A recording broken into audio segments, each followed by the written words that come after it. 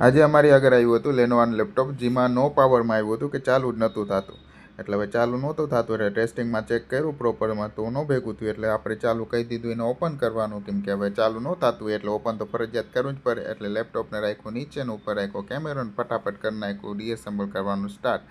ડીએસેમ્બલ જેટલું કરતા ગયા એટલું આમાં અમને ઘણી બધી વસ્તુ જાણવા મળી. અંદર આડાવડા સ્ક્રૂ પડ્યા હતા, જે સ્ક્રૂ લેપટોપના નહોતા, ડેસ્કટોપના લેપટોપ હતા એ હતા, અને લેપટોપ એટલું ધૂળથી ભરેલું હતું કે જેની આગળ ગયું હતું ને એ સર્વિસ નથી કરી, એમને એમ ડાયરેક્ટ ફિટ કરીને મૂકી દીધું હતું. અને અમારી આગળ એટલે પહેલાં તો અમને સર્વિસ કરવી જ પડે, કેમ કે સર્વિસ કર્યા વગર અમે કંઈ કામ જ ન કરી. એટલે સર્વિસ કરી અને મેં અધર ઉપર જોયું તો એનું પાવર સેક્શન હતું એ આખું ખરાબ જ થઈ ગયું હતું આના લીધે. એટલે એ રિપેર કરવા માટે ચાલુ કરી દીધું. રિપેર કરીને અને ટેસ્ટિંગ માટે બારોબારથી પહેલાં ટેસ્ટ કર્યું, ડિસ્પ્લે અને પાવર કેબલને બધું લગાડીને આ બટન દબાવ્યું પાવર ઓનનું.